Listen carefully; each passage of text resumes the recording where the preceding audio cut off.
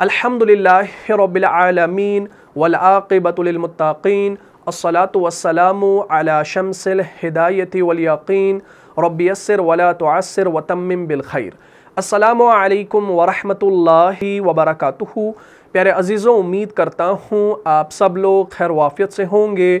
जैसा कि आप लोग जानते हैं कि हमारा जो टॉपिक चल रहा है वो है नून साकिन और तनवीन के अहकाम, और हमने पिछली वाली क्लासेस में नून साकिन और तनवीन के 3 अहकाम पढ़ लिए। मुझे उम्मीद है आपने पिछली वाली क्लास को अच्छे से देखा होगा और समझा भी होगा। अगर अभी तक आप में से किसी ने उस क्लास को नहीं देखा है तो यहाँ पर जो आई का बटन शो हो रहा है इस पर आप क्लिक कीजिए और उस वीडियो को शुरू से लेकर आखिर तक देख लीजिए और सवाब की नीयत से वीडियो को ज़्यादा से ज़्यादा शेयर भी कीजिए। तो आज का जो हमारा टॉपिक है वह है नून साकिन और तनवीन के अहकाम में से चौथा और आखिरी हुक्म, जिसे इख्फा कहा जाता है। तो सबसे पहले आप अपनी कॉपी पर इस टॉपिक की हेडिंग को नोट कर लीजिए। हमारा आज का टॉपिक है इख्फा, नून साकिन और तनवीन। तो सबसे पहले हम इख्फा की तारीफ जानते हैं कि इख्फा किसे कहा जाता है। तो सिंपली याद रखें, अरबी में इख्फा के माना है सतर के। किसके माना? सतर के माना। तो हम यहाँ पर लिख देते हैं अरबी में इख्फा के माना आते हैं सतर के, जिसे उर्दू में छुपाना कहा जाता है। ठीक है जी, छुपाना। ये सिंपली आपने याद रखना है। अरबी में इख्फा के माना है सतर के, यानी छुपाना। जैसे उर्दू में हम कभी किसी छुपी हुई चीज़ को मख्फी कहते हैं या खुफिया कहते हैं, उसी तरीके से इख्फा हम कहते हैं छुपाने को। अब यहाँ इल्म तजवीद की इस्तिलाह में इख्फा से मुराद ये है कि किसी हरफ को इस तरह पढ़ा जाए कि इजहार और इदगाम के दरमियान की कैफियत हो। हाँ, इस बात को समझना है। इजहार और इदगाम की जो दरमियानी कैफियत होगी वही आपका इख्फा कहलाएगा। यानी नून की आवाज़ को गुन्ना के ज़रिए आपने नाक में छुपाना भी है, तब जाके ये इख्फा अदा होगा। तो इख्फा का सिंपल मतलब आप याद रखें, इख्फा कहा जाता है छुपाने को, इख्फा कहा जाता है मख्फी को, खुफिया को। ठीक, और इस्तिलाही माना भी आपने इसका समझना है। इस्तिलाही माना बिल्कुल आसान है, यानी इसका जो तजवीद के अंदर, इल्म तजवीद के अंदर इस्तिलाही माना है वो ये है कि इख्फा से मुराद ये है कि किसी हरफ को इस तरह पढ़ा जाए कि इजहार और इदगाम के दरमियान की कैफियत हो, और नून की आवाज़ को गुन्ना के ज़रिए कदरे छुपाया जाए। इसमें गुन्ना भी होगा, लेकिन गुन्ना किस तरीके का होगा वो मैं इंशाल्लाह अभी आपको मिसालों के ज़रिए समझाऊंगा। उसके बाद हम इख्फा का कायदा जानते हैं कि इख्फा का कायदा क्या होगा। तो सिंपल इसका कायदा है कि नून साकिन तनवीन के बाद हरूफ इख्फा में से जब कोई हरफ वाक़े हो, जब कोई हरफ आ जाए तो नून साकिन तनवीन को इख्फा के साथ पढ़ा जाएगा। ये इसका सिंपल सा कायदा है, और ये कायदा आपने अल्हम्दुलिल्लाह इससे पहले भी याद कर लिया होगा। इस कायदे को मैं यहाँ पर लिख देता हूँ। ठीक है जी, मैं यहाँ पर लिखूँ नून साकिन या तनवीन के बाद जब हरूफ इख्फा में से कोई हरफ वाक़े हो। नून साकिन या तनवीन के बाद हरूफ इख्फा में से जब कोई हरफ वाक़े हो तो नून साकिन या तनवीन को इख्फा के साथ पढ़ा जाएगा। तो नून साकिन या तनवीन को इख्फा के साथ पढ़ा जाएगा। और इख्फा का जो टॉपिक है ये बिल्कुल आसान है, कि कोई लंबा चौड़ा टॉपिक नहीं है, ये आप सब लोगों को मालूम है। लेकिन इसके अंदर इख्फा किस तरीके का करना है, क्योंकि इसमें गुन्ना का भी आपने ख्याल रखना है, यानी इसमें गुन्ना भी होगा। जब आप नून साकिन तनवीन के बाद हरूफ इख्फा को पाएंगे, हरूफ इख्फा के 15 हरूफ को पाएंगे, तो उसमें आपने इख्फा तो करना ही है, इख्फा करना ही है, लेकिन गुन्ना के साथ करना है। और किस तरीके का गुन्ना करना है वो भी इंशाल्लाह मैं अभी आपको समझाऊंगा। अब हम सबसे पहले हरूफ इख्फा को समझते हैं कि हरूफ इख्फा कितने हैं, इनकी तादाद क्या है। देखिए, आपको मालूम है कि हरूफ तहज्जी जो है उनकी जो कुल तादाद हमारे पास है वो है 28। बात को समझना, आप हरूफ इख्फा को कैसे याद कर सकते हैं, 28 है। अब इन 28 हरूफ में से जो इजहार के हरूफ हैं, हमजा हा, आइन हा, गैन खा, वो आपके 6 हरूफ हैं। ठीक है जी, वो आपके 6 हरूफ हैं, हमजा हा, आइन हा, गैन खा। और उसके बाद हरूफ यरमलून आ गए। अब हरूफ यरमलून भी आपके 6 हैं, यानी रा, मीम, लाम, वाव, नून, ये भी आपके कौन से हैं? حروف ادغام ہے، تو یہ بھی آپ کے 6 ہو گئے. اور ایک حرف آپ کا آتا ہے اقلاب کا، ایک حرف آتا ہے آپ کا اقلاب کا. اب اقلاب کا جب ایک حرف با آ گیا، اس کو ہم نے علیحدہ کر لیا، یعنی 6 حروف ان میں سے نکالے، 6 حروف اور نکالے اور ایک حرف اور نکال دیا، لہٰذا اب ان کی جو تعداد ہے وہ کتنی ہے؟ وہ 13 ہے. 6 6 12 اور 1 13، یعنی یہ 13 حروف ہم نے 28 میں سے نکال دیے. لہٰذا 28 میں سے ان 13 حروف کو جب ہم نے نکال دیا، اب باقی کتنے بچے؟ باقی وہاں پر 15 حروف بچ گئے. اور یہی جو 15 حروف آپ کے ہوں گے یہ ہوں گے حروف اخفا. کیا ہوں گے بھائی؟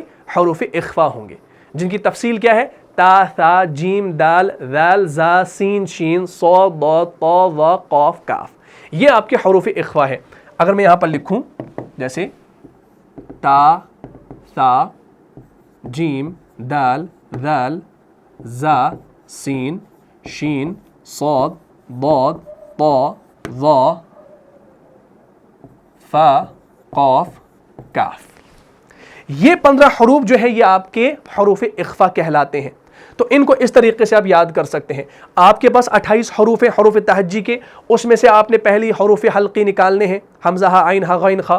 پھر حروف یرملون کو نکالنا ہے، اور پھر حرف اقلاب کو آپ نے یعنی حرف با کو آپ نے نکالنا ہے. تو انشاءاللہ آپ کو یہ آسانی سے یاد ہو جائیں گے. لیکن سہولت کے لیے ان حروف کو آپ کچھ کلمات میں بھی اکٹھا کر سکتے ہیں. جیسے ہمارے پاس ہے صف ذا ثنا کم جاد شخص قد سما دم طیبا زد فی تقا ضع ظالما. ابھی آپ کو تھوڑا سا مشکل لگے گا، یعنی ان کلمات میں جو ہر کلمے کا جو پہلا حرف ہے وہ آپ کا حروف اخفا میں سے ہے. تو اس طریقے سے آپ یاد نہ کریں، لیکن اتنا آپ یاد رکھیں کہ اخفا کہا جاتا ہے چھپانے کو، اخفا کہا جاتا ہے سطر کو. اور اس کا جو قاعدہ ہے وہ یہ ہے کہ نون ساکن تنوین کے بعد جب حروف اخفا آ جائیں تو اس کے بعد ہوگا کیا؟ نون ساکن تنوین کو آپ اخفا کے ساتھ پڑھیں گے، چھپا کے پڑھیں گے. اور ہمارے پاس حروف اخفا یہ ہیں، اور ان کے اندر غنہ بھی ہوگا. اب غنہ کو آپ نے سمجھنا ہے. یہ جو غنہ کی میں بات کر رہا ہوں نا، اس میں جو غنہ ہوگا یہ سب کے لیے ایک جیسا نہیں ہوگا. اس بات کو آپ سمجھنا. یہ آپ نے نوٹ کر لیا. چلیں میں نیکسٹ پیج پہ آتا ہوں.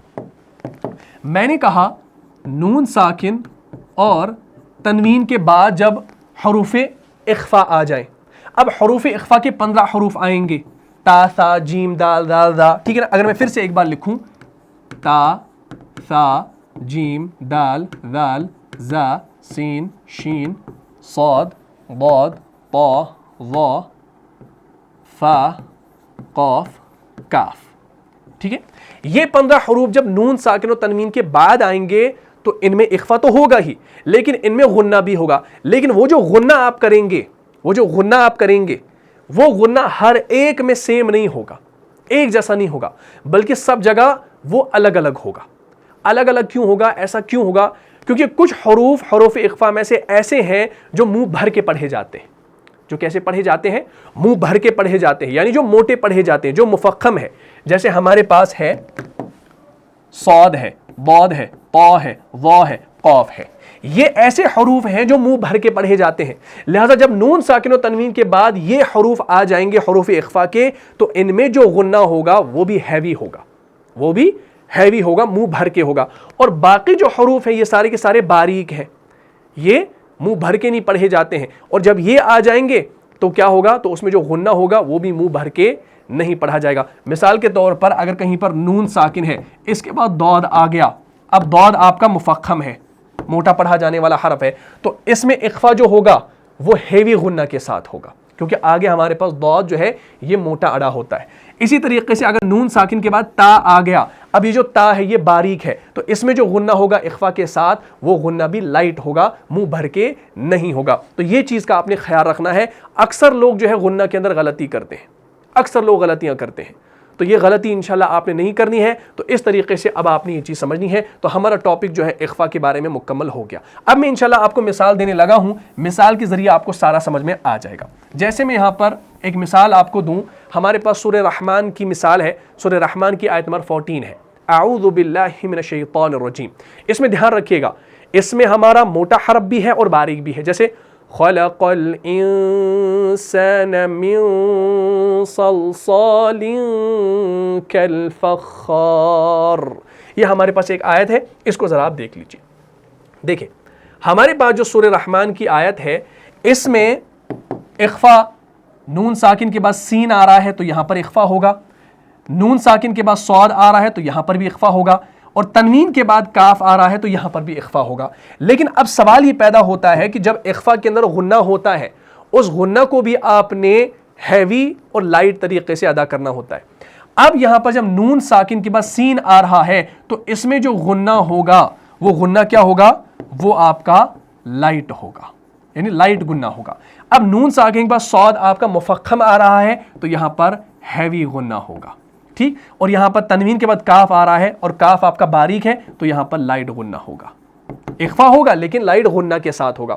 اب دھیان رکھیں کیسے، جیسے ہم پڑھتے ہیں خلق الانسان، انسان، اس آواز کو سننا ہیڈ فونز کے ذریعے، خلق الانسان، انسان، تو لائٹ میں نے یہاں پر اخفا کیا۔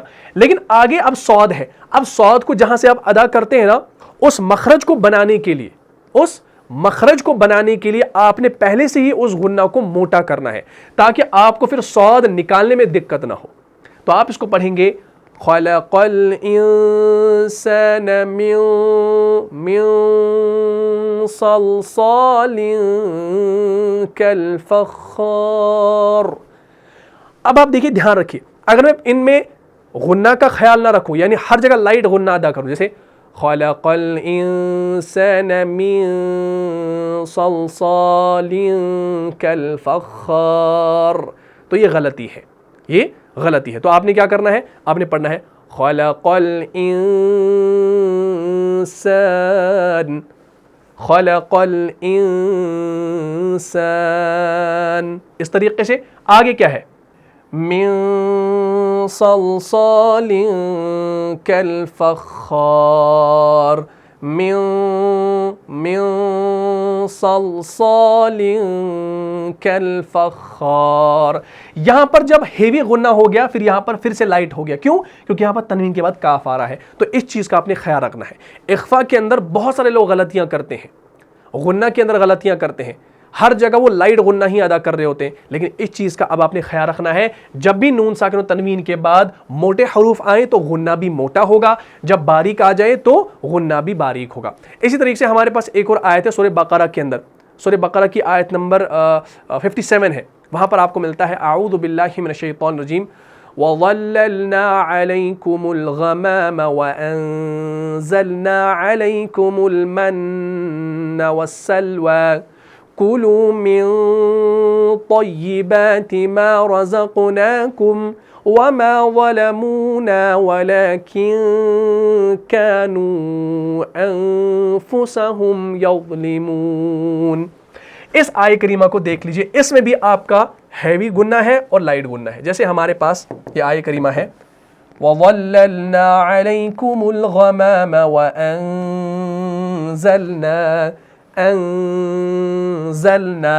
لائٹ غنہ، کیوں؟ کیونکہ زا آ رہا ہے اور زا آپ کا مرقق ہے۔ عَلَيْكُمُ الْمَنَّ وَالسَّلْوَىٰ كُلُوا مِن طَيِّبَاتِ، كُلُوا مِن طَيِّبَاتِ۔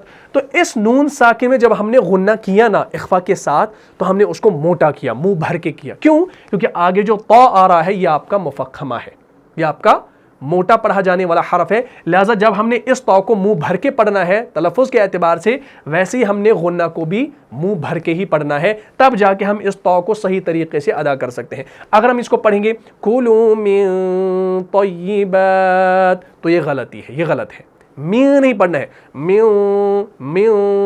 آواز کو دیکھیے، کُلُوا مِن طَيِّبَاتِ، یہ غلط ہے، کُلُوا مِن طَيِّبَاتِ، من طَيِّبَاتِ، تو ہم نے غنہ کو بھی موٹا کیا۔ اس چیز کا آپ نے خیال رکھنا ہے اور اس طریقے سے ہر جگہ آپ نے قرآن میں یہ چیز کرنی ہے انشاءاللہ۔ چلیے، کُلُوا مِن طَيِّبَاتِ مَا رَزَقْنَاكُمْ وَمَا ظَلَمُونَا وَلَكِن كَانُوا، اب یہاں پر نون ساکن کے بعد کاف آ گیا تو یہاں پر بھی باریک، وَلَكِن كَانُوا أَنفُسَهُمْ، أنفسهم يظلمون. تو اس طریقے سے آپ نے یہ چیز ادا کرنی ہے، تو کوئی مشکل نہیں ہے انشاءاللہ. اخفا کا ٹاپک بالکل آسان ہے، اور سب سے زیادہ آسان ٹاپک جو پوری تجوید کے اندر لگتا ہے نا، وہ اخفا کا ہی لگتا ہے. ٹھیک ہے.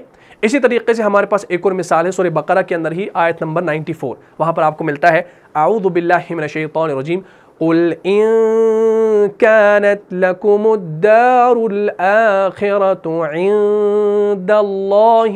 پھر آگے خالصہ کے بعد پھر من آ رہا ہے، میم مشدد، اس میں پھر آپ کا کیا ہوتا ہے، ہاں اس میں ادغام ہوتا ہے. جیسے یہاں پر دیکھیں، دھیان دیکھیں، قل ان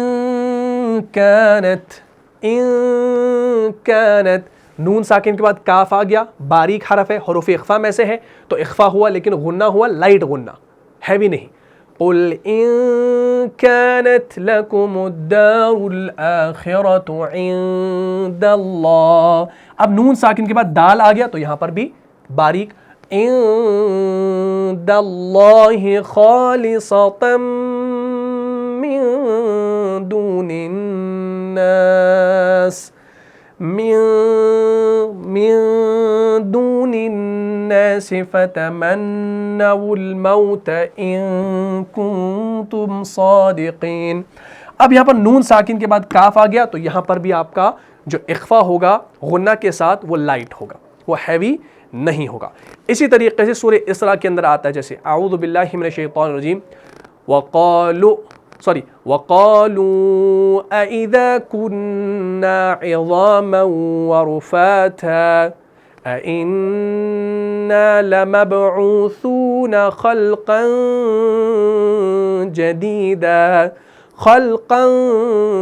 جَدِيدًا. وہاں پر تنوین ہے، تنوین کے بعد جیم آ رہا ہے، اور جیم آپ کا مرققہ ہے، اس وجہ سے وہاں پر بھی جو آپ کا اخفا ہوگا غنہ کے ساتھ وہ لائٹ ہی ہوگا. جیسے یہاں پر ہے، دھیان رکھیے، وَقَالُوا أَإِذَا كُنَّا عِظَامًا وَرُفَاتًا أَإِنَّا لَمَبْعُوثُونَ خَلْقًا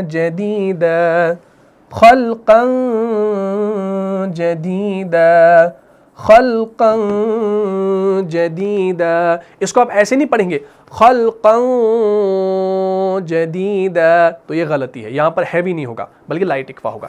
تو الغرض آپ نے یاد رکھنا ہے کہ جب بھی نون ساکن اور تنوین کے بعد حروف اخفا کے وہ حروف آئیں جو موٹے پڑھے جاتے ہیں، تو وہاں پر جو اخفا ہوگا غنہ کے ساتھ وہ ہیوی ہوگا، منہ بھر کے ہوگا.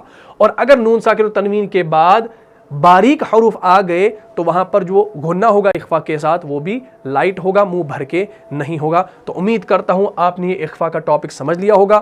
مثالیں انشاءاللہ آپ ہر جگہ قرآن میں پائیں گے، جو بھی مثال آپ قرآن کے اندر دیکھیں گے اس میں آپ کو کہیں نہ کہیں اخفا کا قاعدہ ملے گا ہی. بس خیال یہ رکھنا ہے کہ نون ساکن و تنوین کے بعد جب باریک حروف آئیں حروف اخفا میں سے، تو ان کو آپ نے جب پڑھنا ہوگا، ان کا تلفظ کرنا ہوگا، اس نون کی جو آواز ہوگی اس میں غنہ کرنا ہے، لیکن آپ نے باریک کرنا ہے. اگر موٹے آ گئے تو وہاں پر موٹا آپ نے غنہ بھی کرنا ہے. تو یہ ہے ٹو دا پوائنٹ ہمارا اخفا، اور آسان طریقے سے الحمدللہ آپ کو یہ سمجھ میں آ گیا ہوگا. مجھے امید ہے پورا ٹاپک سمجھ میں آ گیا ہوگا. اگر آپ کو اس کلاس سے فائدہ ہوا ہے تو اپنے دینی بھائیوں اور بہنوں میں اس کو لازم شیئر کر دیجئے. ملتا ہوں انشاءاللہ نیکسٹ ایپیسوڈ میں، تب تک کے لیے آپ خوش رہیں، سلامت رہیں، امن و حفاظت میں رہیں. السلام علیکم ورحمۃ اللہ وبرکاتہ.